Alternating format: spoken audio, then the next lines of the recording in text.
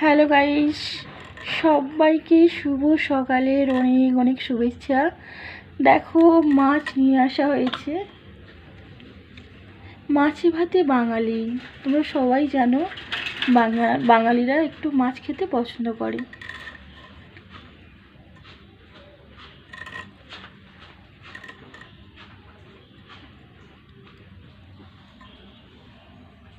আর এইদিকে দেখো,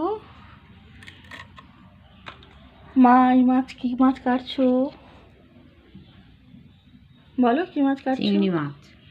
হ্যাঁ, চিংড়ি মাছ এইদিকে রয়েছে, এগুলো কাটা হচ্ছে, তো এইসব রান্না হবে।